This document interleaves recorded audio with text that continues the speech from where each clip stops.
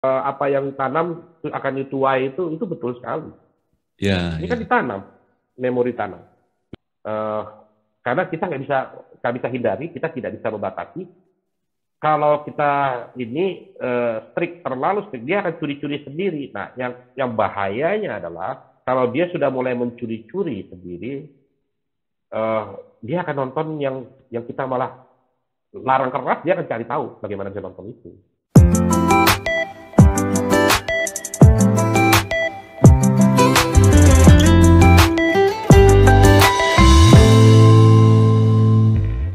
Salam saudara yang dikasih Ya, oleh Tuhan Yesus. Salam Pak Richard, apa kabar ini Pak Richard? Selalu sehat ya?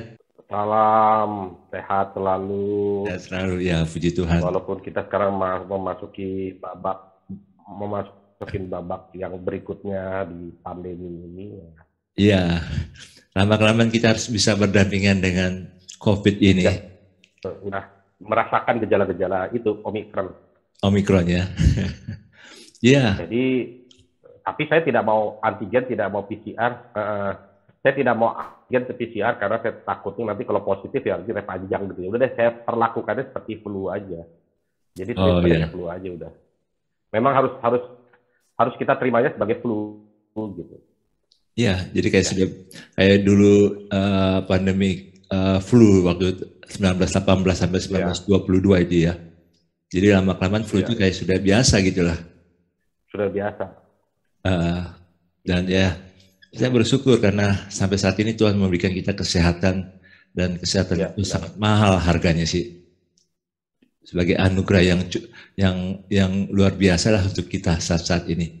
Ya, saat ini kita ingin bahas, saudara, Apa itu? bagaimana kita hidup bisa bijak Ya, berdampingan dengan media. Saya sengaja mengajak ya, Pak Richard karena Pak Richard ini ya, seorang yang pakar dalam media. Dia tahu ya, banyak tentang media ini, dia menguasai sekali ya. bidang-bidang media. Kenapa kita bahas ini? Karena media ini sedikit banyak mempengaruhi pola hidup, pola pikir kebanyakan orang. Karena media ini sangat apa ya? Ya, Kalau kita nggak bijak, kita akan mudah tersesat, kita mudah dibawa arus oleh media. Tapi kita harus bagaimana bijak ya, menghadapi berdampingan dengan media. Media ini banyak ya, sekali ya cara-caranya. Misalnya yang saat ini lagi ngetren ini, salah satunya Pak Richard itu soal film seri itu Layanan Putus. Itu sampai ibu-ibu yang terpengaruh oleh film itu sampai mencurigai suaminya nih kasih beli apa nih di luar ini, pakai apa uangnya, karena dipengaruhi oleh film itu sehingga mereka ya. jadi ada semacam ketakutan. Nah, ini bagaimana cara bijak hidup berdampingan dengan media. Pak Richard, silakan Pak Richard ungkapkan. Ya, terima kasih atas undangannya Pak Pendeta Andi. Saya senang sekali kalau berbicara soal media. Eh, karena memang saya sudah menggeluti di bidang media itu sudah hampir 30 tahun ini. Dan memang saya juga pengamat media Indonesia dan juga luar negeri. Perlu saya jelaskan dulu bahwa media itu adalah platform ya, tools ya, alat. Jadi yang bermasalah itu sebenarnya bukan media. Jadi media itu hanya pengantar. Waktu Musa menerima wahyu firman Tuhan, dia menggunakan batu sebagai medianya. Ya, Betul ya, 10 perintah Tuhan gitu. Jadi batu itu media, TV itu media, channel itu adalah ya media. Tapi yang menjadi masalah itu yang mungkin kalau saya boleh koreksi adalah konten. ya, Jadi kita harus bisa bersikap bijak dalam menghadapi konten masa kini. Jadi ya, konten ini yang menurut saya banyak sekali yang tidak paham dan salah mengerti. Kalau bicara soal konten, anak-anak muda sekarang, ini kontennya kekinian. Nah, ini kontennya gua banget gitu, ya, ya kan?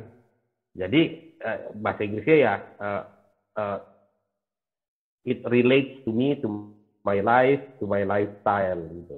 Jadi ada hubungannya, ada korelasinya. Pertanyaannya adalah lifestyle semacam apa yang kamu hidupi? Pertanyaannya adalah kehidupan apa yang sedang kamu jalani? Kalau seorang penjudi, dunianya penjudi, dia akan nonton konten yang berbau judi. Kalau di seorang yang hidupnya terbiasa dengan kekerasan, dia akan nontonnya action karena dia suka. Ya, betul. Karena dia di luar, di rumah, di kantor, di sekolah, bawaannya berantem, mau celakain orang. Jadi ya memang nature-nya, lifestyle-nya, hidupnya itu. Nah, media ini ya seperti supermarket. Segala macam makanan yang namanya konten itu tersedia. Jadi apa aja yang kita datang ke supermarket itu ya ada mau berbau judi, mau berbau mabok-mabokan, mau berbau kekerasan, mau berbau seksual, mau berbau apa saja, semua tersedia di supermarket, di media itu. Nah, pertanyaannya adalah apakah kita mau keluarga kita, anak-anak kita masuk ke supermarket itu? Ya kan? Ya, karena supermarket itu tidak bisa kita hindari. Ada supermarket daging, supermarket hanya untuk vegan, ada supermarket hanya untuk barang-barang bangun rumah, ya. Supermarket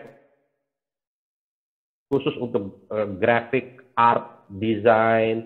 Kita mau pilih supermarket mana? Nah, yang bahaya adalah, yang paling bahaya adalah, saya sama keluarga saya pengen ke supermarket yang serba ada. Kan di Amerika tuh ada Walmart, ada yang di sini kebanyakan untuk makanan, grocery. Tapi di Amerika tuh ada namanya Walmart, ya. Itu supermarket apa aja ada, dari kita beli telur, sayur, daging, sampai dia mau beli ban, mau beli ban, mau beli onderdil, beli baju, semua ada, serba ada. Jadi Walmart itu menyediakan semua ada. Nah, contoh supermarket itu ya YouTube. Kalau TV swasta kita itu adalah supermarket yang lebih spesifik. Ada TV-TV yang hanya channel sinetron, ada yang channel berita saja, ada yang channel rohani saja, ada channel yang wanita saja. Tapi kalau YouTube itu ya kayak Walmart, segala macam ada. Nah, ini di zaman inilah di mana kalau kita bawa keluarga kita dan anak kita masuk ke supermarket yang serba ada, then that is the problem.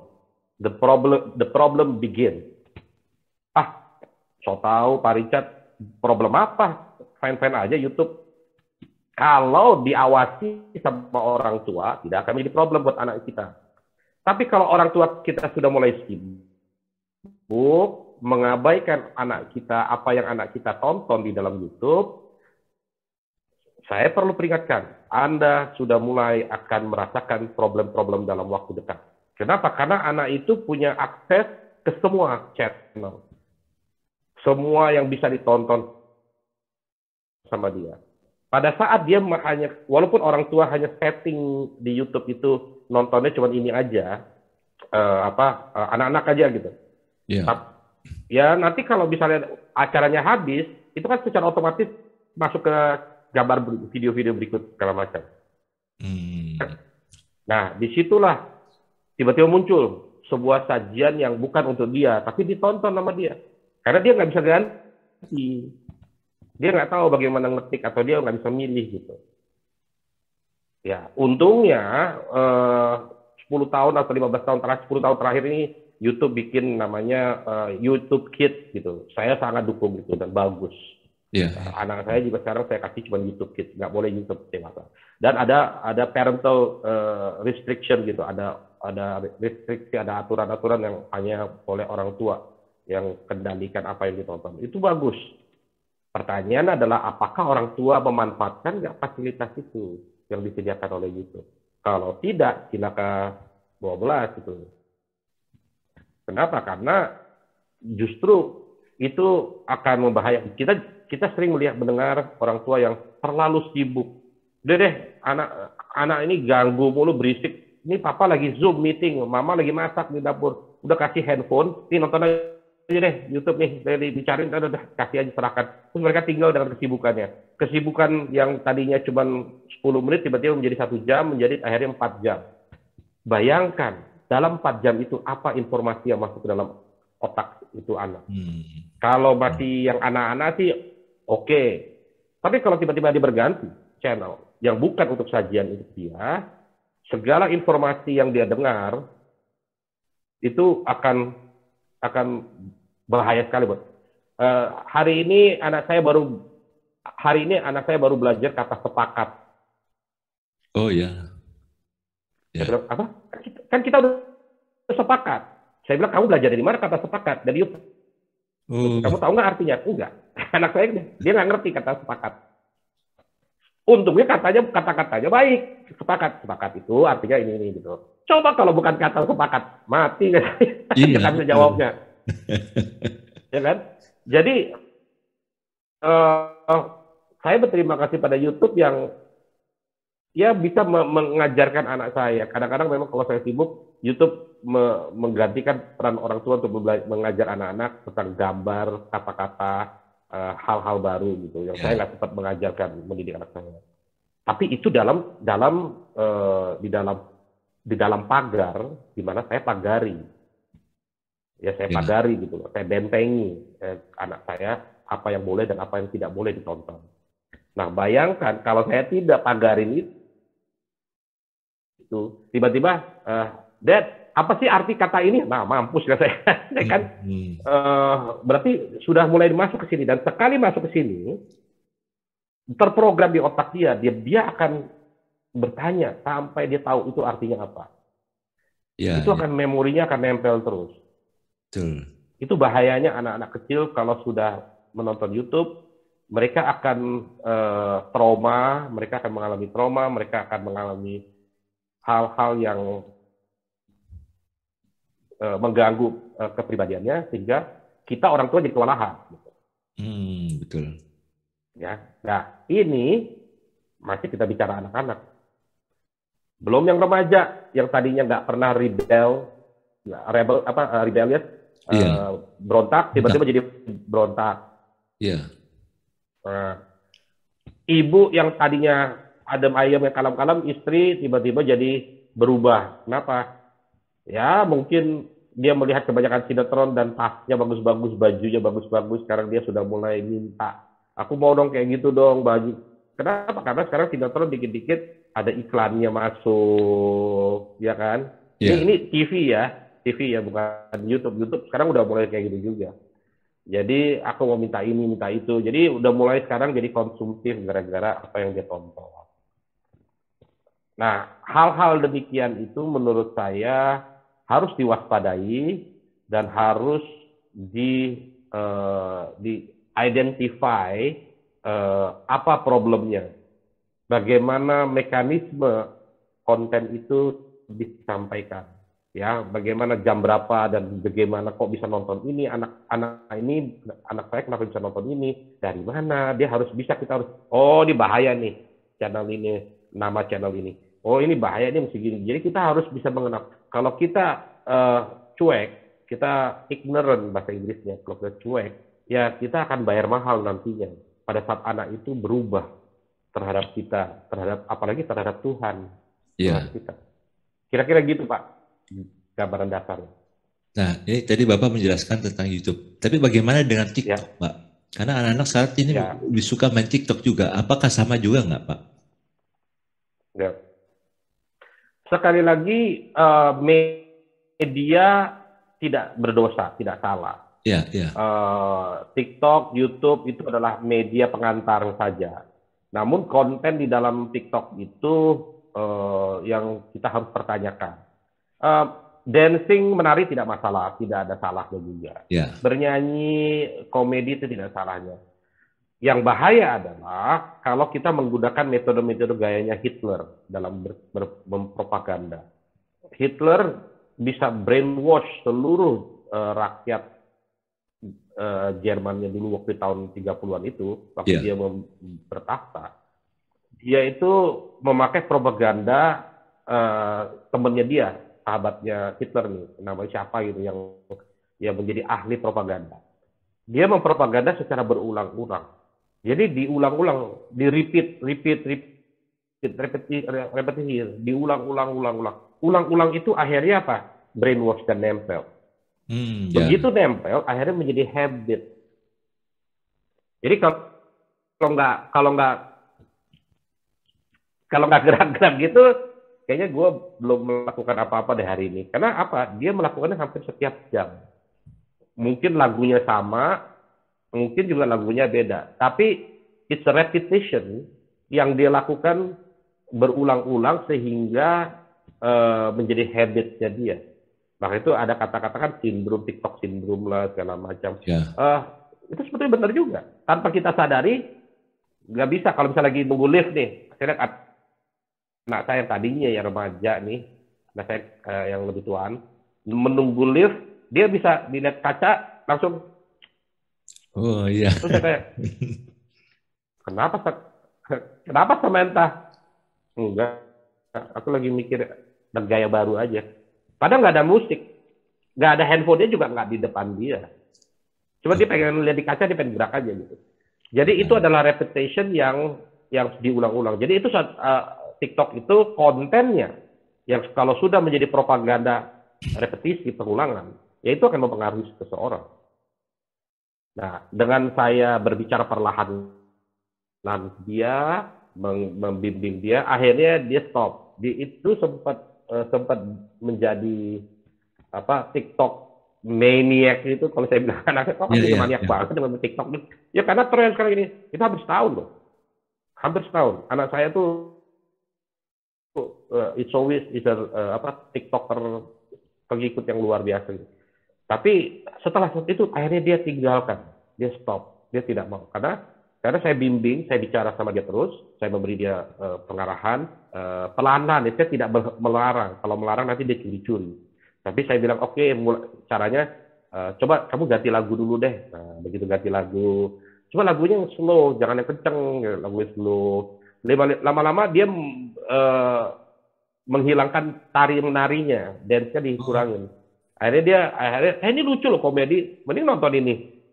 Akhirnya dia ketawa nonton, jadi dia cari lagi. Nah ini informatif loh, cara bikin rambut, bagaimana mengikat ikal-ikal rambutnya dengan pita atau segala macam. Akhirnya dia berubah tontonan. Yang tadinya hanya nonton dance TikTok, sekarang dia menonton informasi yang bermanfaat. Oh gitu Pak. Nah, Jadi akhirnya dia sekarang stop total dari. Jadi memang mesti diarahkan anak, Pak ya. Mesti diarahkan, supaya jangan jadi maniak. Harus. Jadi orang tua juga jangan cuek ya. Jadi itu ada proses waktunya Pak ya, nggak boleh ditentang langsung, tapi secara bertahap persuasif ya. Pendekatan pada. Kalau orang tua hanya ngasih makanan anak nasi dan telur, saya selalu menentang begini. Saya sangat anti sama orang tua yang kenapa? Saya tanya sama teman saya, kenapa sih lu ngasih anak lu makan nasi sama telur aja? Dia suka. Karena itu dia nggak mau makan yang lain. Dia mau itu aja. Jadi anak itu cuma dari kecil sampai besar tuh makannya nasi telur. Variasi cuma paling ke kecap. Nggak pernah ngasih makanan yang lain. Kenapa? Karena orang tua itu takut anaknya keluar dari comfort zone-nya. Orang tua takut kalau dia nanti rewel, nangis. Sehingga anaknya tuh jadi addicted to nasi dan telur saja. Tidak pernah makan sayur, tidak pernah makan daging, tidak pernah makan, apalagi makan opor. Nggak pernah. Ya, you can imagine itu anak bertahun-tahun hanya makan nasi dan telur. Breakfast, lunch, and dinner. Anak itu makan itu karena dicekokin ya itu. Dia tidak sadar bahwa ada pilihan lain. Dia tidak tahu dan dia tidak mau ngerasain. Dia tidak mau coba. Karena orang tuanya tidak pernah mau paksa dia untuk coba. Ya udah nggak mau deh. Jadi anak karena orang tua terlalu sayang, dia nggak mau. Nangis sedikit, ya udah ikutin maunya apa. Nah akhirnya apa? Itu anak yang hanya taunya cuma TikTok saja, dance. Ya, dia taunya cuma dance aja di TikTok. Ya, ya. Banyak orang tua, apa sih TikTok? Langsung di kepalanya dah, oh itu dance itu loh, dancing. Padahal enggak. TikTok Iya, itu ada informasi, informatif, iya. ada pemandangan, ada Ada apa? renungan-renungan juga. Ya pariwisata banyak Ya. gitu. Memang tergantung orang tuanya bagaimana bisa mengarahkan anak-anak. Jadi Gitu Pak. memang orang tua tuh yang memang peranan orang tua untuk supaya anak itu bisa jangan hanya jadi maniak lah satu gaya di media itu ya Pak ya. Betul, betul. Peran orang tua itu jangan anak itu hanya memahami satu subjek, Ya, subjek satu aja, tapi diajarkan untuk bisa mengenal subjek-subjek yang lain. Diarahkan ke fokus yang lain, sehingga dia mengenal bahwa dunia ini, yaitu dunia media ini, yang namanya supermarket ini ada variannya banyak. oke. Nah, pada saat menentukan varian itu, kita sebagai orang tua harus yang menentukan varian. Ya, Kalau kita menjejali anak kita dengan action kekerasan, itu anak akan selalu nempel.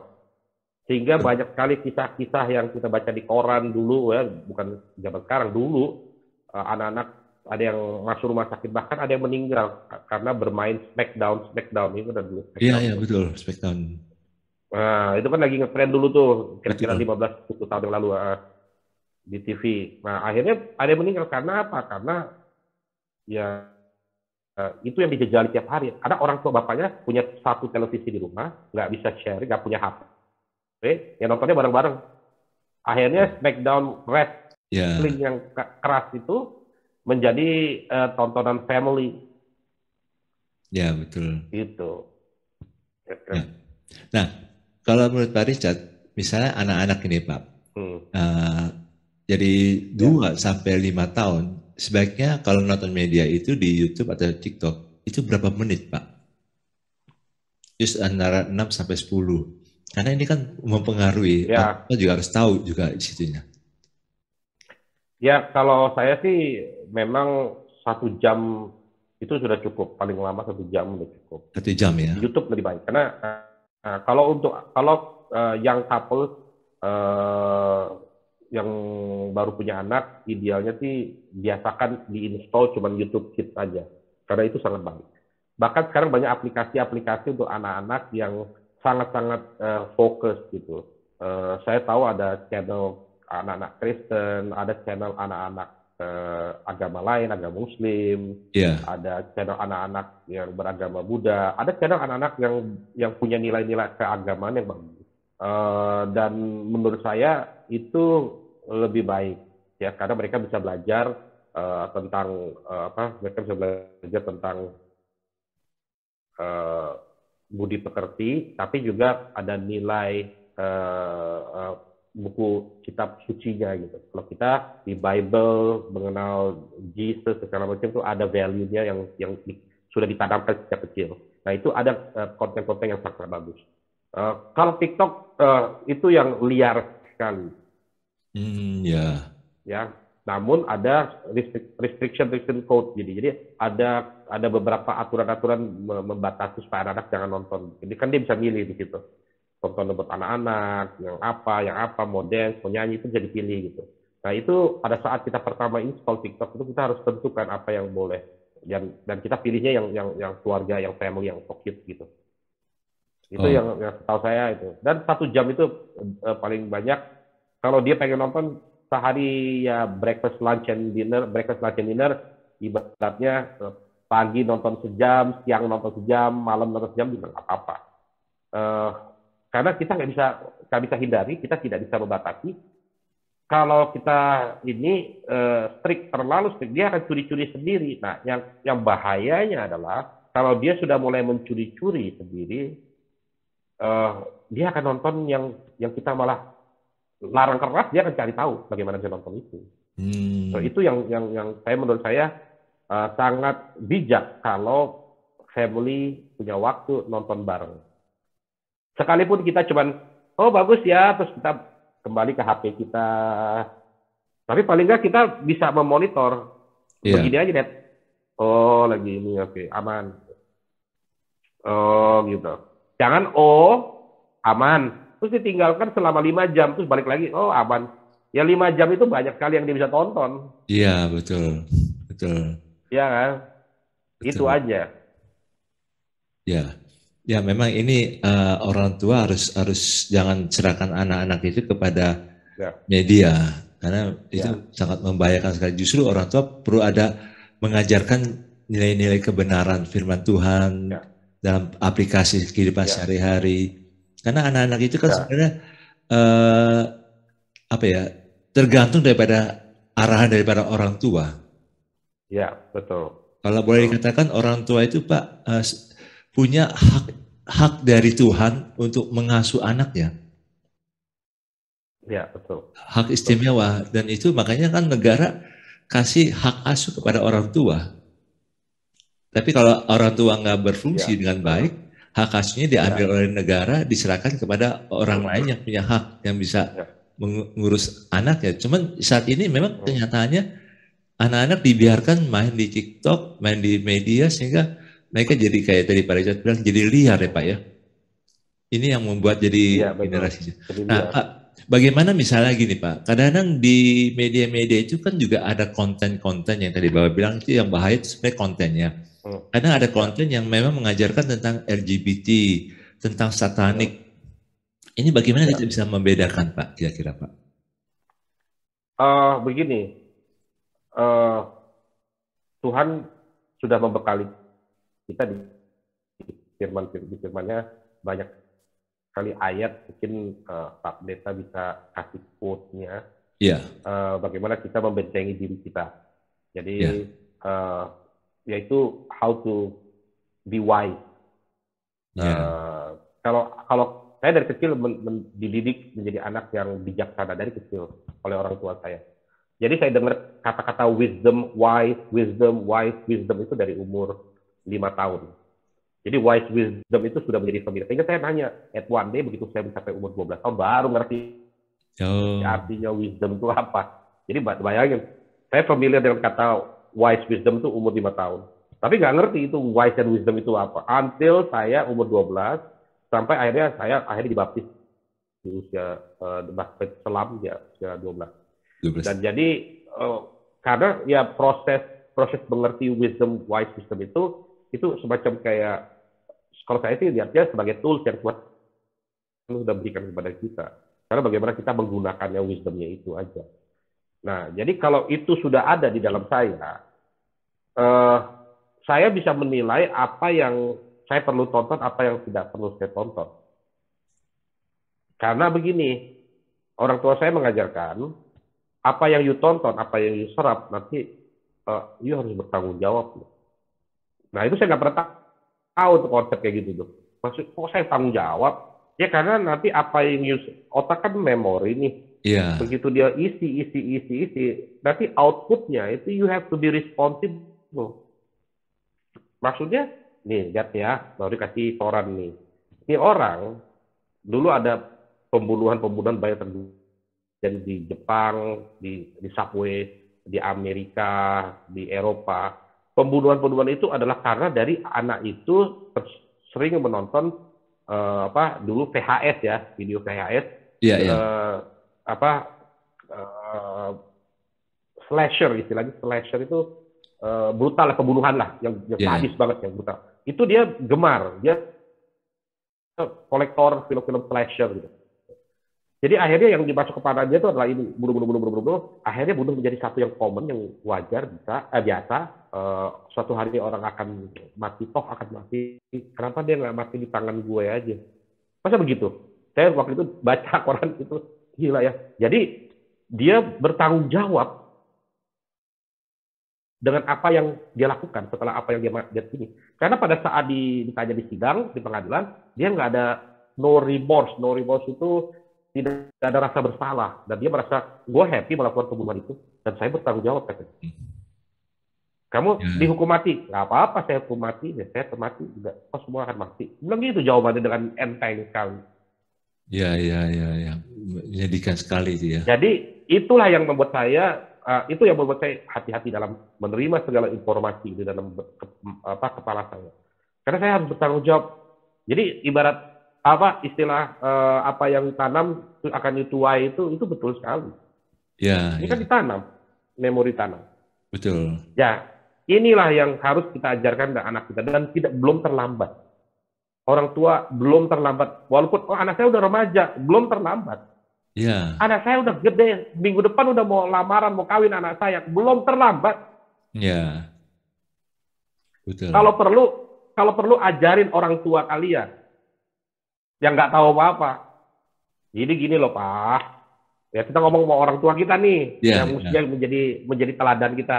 Tapi kalau orang tuanya nggak ngerti tentang TikTok dan nggak tahu apa isi kontennya, jadi gini loh Pak, TikTok itu media baru.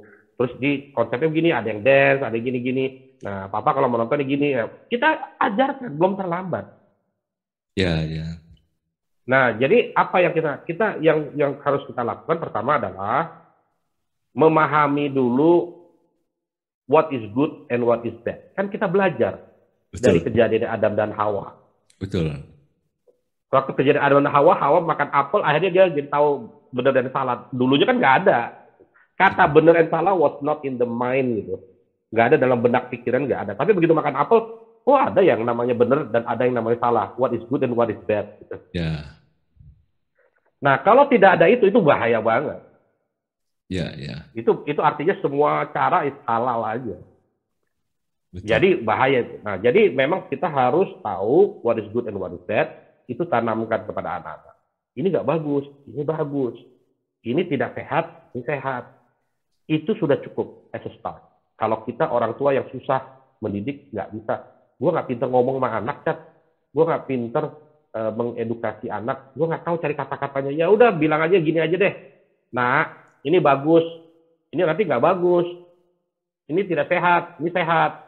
Udah itu aja. Jadi sehingga anak itu menjadi mengerti. Ya, ya. Saya satu-satunya sutradara yang disebel sama teman-teman sutradara lain. Oh iya Pak. Karena saya selalu mereka bikin film-film horor, saya dikasih undangan premier, saya tidak mau datang. Gitu ya. Bukan karena saya takut film horor. Iya, iya. Bukan. Karena buat saya nggak penting buat saya nonton film horor gitu. Iya.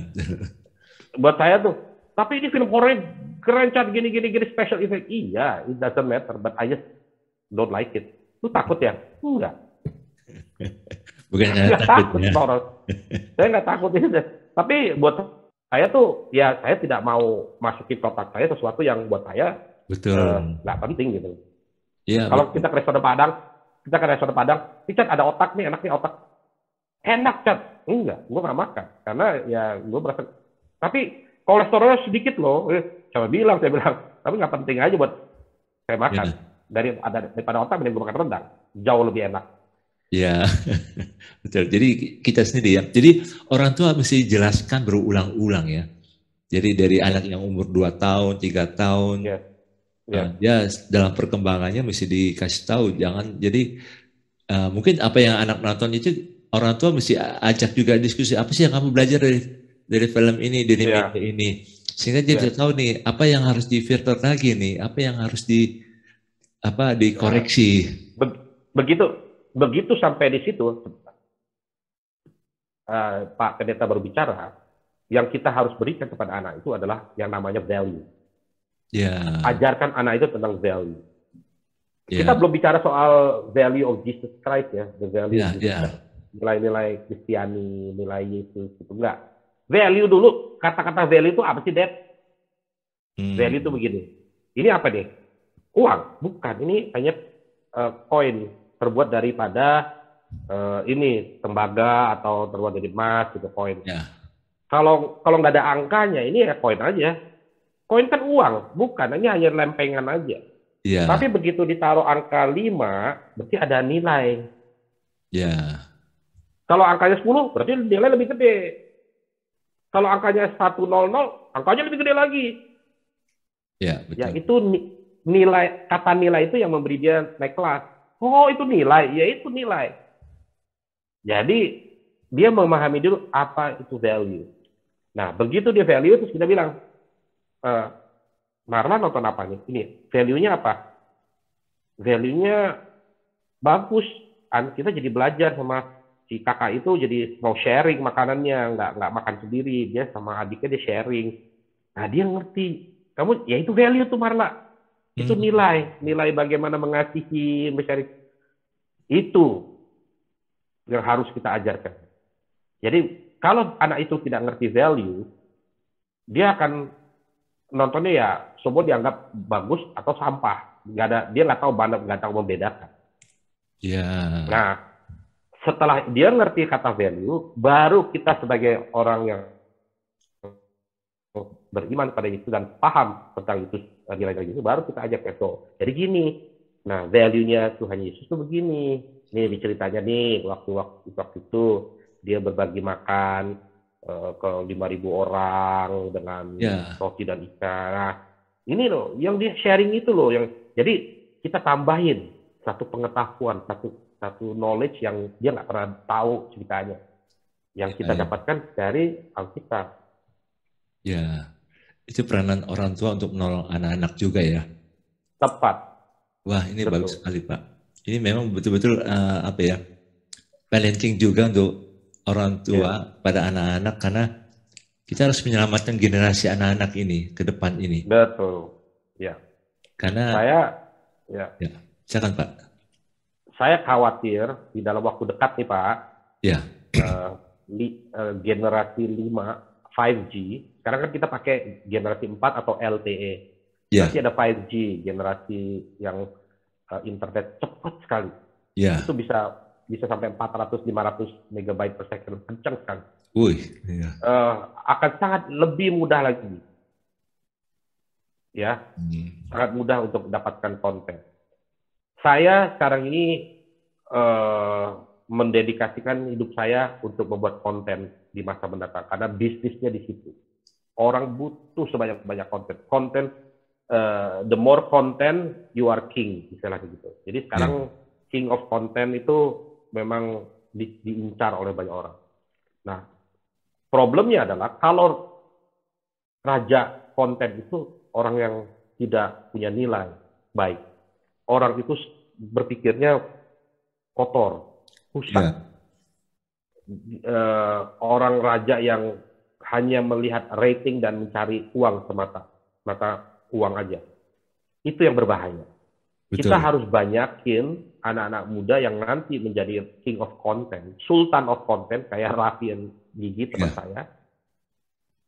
Mereka harus dibimbing supaya mereka mempunyai konten-konten yang bernilai baik. Nah, saya lebih suka nonton Raffi dan Gigi karena mereka kontennya family orientation, which is good. Tapi ada juga teman-teman yang lain yang saya nggak mau sebut nama, nggak punya nilai apa-apa. Wah, kacau aja deh. Kalau itu saya anggap sampah, dan saya tidak mau anak saya nonton itu. Setiap YouTuber yang anak saya nonton, saya lihat dulu gitu. Saya lihat kalau ini nggak bagus. Dan it doesn't matter buat saya. It doesn't matter dia pakai jilbab atau tanpa jilbab, selama yang dia berikan nilainya baik. Anak saya jadi mengerti value. On top of that, anak saya tidak hanya semata-mata memakai kacamata kuda. Oh, saya orang Kristen, saya hanya nonton yang Kristen. Saya hanya nonton yang kalau nggak ada nilai Yesus saya nggak mau. Saya mau anak saya jadi Pancasila, Pak Pendeta. Pancasila ini. Saya mau dia belajar juga dari keluarga yang Muslim, Buddha, Hindu, ya. Semua keluarga yang punya nilai baik. Iya, betul. Sampingkan dulu agama, punya nilai baik. Karena itu sangat lebih dominan di konten di supermarket YouTube itu yang saya lihat. Jadi itu lebih dominan. So wisdomnya itu di situ. Kalau anak ini kita kasih wisdom yang salah, dia hanya menutup diri dan dia hanya menonton yang sangat Kristen, sangat perjanjian baru. Wah, anak saya akan mengalami hidup yang susah sekali tuh. Betul. Bersosialisasi dengan siapapun. Betul. Walaupun dia hanya fokus pada itu, which is good. There's nothing wrong with that. Ya. Tapi the question adalah dia bisa nggak bersosialisasi dengan masyarakat yang lain gitu. Ya. Ya, ini menarik Pak. Memang Bapak mungkin perlu juga nanti ada waktu bagaimana sih melatih anak-anak muda untuk buat konten-konten yang positif ya. Ya, Konten-konten yang setuju. membangun, yang Kita menghibur, buat, yang menguatkan. ya, ya. Saya mau tuh Pak, kalau nanti Bapak mau bikin satu sesi lagi, tapi khusus untuk anak muda, how to make healthy content, Oh, konten-konten boleh. sehat. Boleh sih Pak. Cara membuat konten-konten sehat. Oh, saya banyak ilmu di situ. Saya Oh bisa boleh, sharing. jadi kita coba buat ini ya Pak ya. Terus juga yang kedua tuh saya setuju tuh Pak yang Bapak bilang itu. Kita hidup di bumi Pancasila. Ya, Jadi kita ya. nanti kami akan bahas juga Pak tentang bagaimana iman Kristen di bumi Pancasila. Nah, itu top. Ah, Itu saya dukung. Bagus. jadi nggak dipertentangkan, tapi bagaimana kita Ya, berinteraksi dengan baik gitulah. ya. Nah itu kita Betul. akan bahas itu. Tapi yang paling penting dengan media yang kita kembali pada topik kita, saya ingin kutip dari Roma 12 Pak ayat 1 sampai 2. Ya, Karena ya. ini redemption issues, jadi kan membahas isu-isu yang ada dari sudut pandang firman Tuhan. Nah, Ya, Roma 12 ayat 1 dan 2 demikian. Karena itu saudara-saudara, demi kemurahan Allah, aku menasihatkan kamu supaya kamu mempersembahkan tubuhmu. Jadi kita kan menonton media-media itu kan yang tadi Pak Richard bilang itu sampah atau bukan tuh? Nilai-nilainya ya, bagaimana? Membangun saya enggak? Kalau nggak ya. membangun saya ya saya nggak mau. Kalau itu sampah Ya, betul. saya nggak mau. Karena kita nggak mau Ya. nih tubuh kita, mata kita, telinga kita dikotori dengan hal-hal yang merusak. Yes. Nah, Tepat. jadi kita Tepat. mempersembahkan tubuh sebagai Ya, persembahan yang hidup, yang kudus, dan yang berkenan kepada Allah. ya. Jadi kita juga Betul. mau anak-anak kita ini jangan sampai dikotori nih Yes. dengan konten-konten yang merusak hidup Ya, mereka, ya, mereka tidak kudus lagi, mereka tidak ya, hidup tidak berkenan karena pikiran-pikiran yang merusak, yang dirusak oleh ya, konten-konten media. Nah, ya, supaya itu sebab dikatakan demikian, itu adalah ibadahmu yang sejati. Nah, ayat 2, ya. janganlah kamu menjadi serupa dengan dunia ini. Karena Ya. konten yang merusak itu membuat kita jadi serupa Ya. dengan dunia. Iya, betul. Betul. Betul. Tapi Bagus tuh berubahlah, ayatnya. oleh pembaharuan budimu. Jadi yang tadi Bapak bilang itu ajarkan itu benar. Jadi mulainya dulu dari value dulu. Hmm. Bernilai nggak nih? Nilainya apa nih? Apa value-nya? Terus setelah itu baru masuk ke Injil yang betul-betul Ya. kebenaran firman Tuhan itu. Sehingga Ya, dikatakan betul. demikian. Tetapi berubahlah oleh pembaharuan budimu sehingga kamu dapat membedakan Ya. manakah kehendak Allah, apa yang baik, yang Hmm. berkenan kepada Allah, dan yang sempurna. Iya. Nah, itu sebabnya Amin. Bagus. media itu bukan salah, tapi kontennya yang Iya. salah. Iya. Kontennya yang kita Betul. isi dengan kita lihat Betul. value kita apa yang Iya, kita sedang betul. tanamkan pada anak-anak, apa yang kita sedang bangun Ya. dalam keluarga kita. Dan sebagai orang Ya, tua, betul. kita harus menjaga Oh. anak-anak kita ini. Ya, betul. Terus, supaya mereka betul-betul menjadi tidak dikotori dengan hal-hal yang Ya, merusak betul. hidup mereka yang akan datang. Ya, Pak Betul. Richard, wah, saya sangat diberkati sekali nih oleh sharing Pak Terima Richard. kasih. Ya. Masukan-masukannya luar biasa. Ya. Dan Ya. biar penonton yang nonton topik ini boleh diberkati dan mereka boleh terbuka wawasannya dan mereka boleh melakukannya di terhadap anak-anak dan cucu-cucu juga. Karena saat ini ada kakek nenek yang jaga cucu-cucu juga saat ini. Betul, betul, betul. Dan Tuhan Betul. Yesus memberkati saudara yang dikasih oleh Tuhan. Inilah redemption Yesus karena firman Tuhan adalah pelita bagi kaki kita dan terang bagi jalan kita. Dan biarlah firman Tuhan itu selalu menolong kita dalam langkah-langkah hidup kita, termasuk waktu kita bagaimana bijak dalam hidup berdampingan dengan media. Tuhan Yesus memberkati.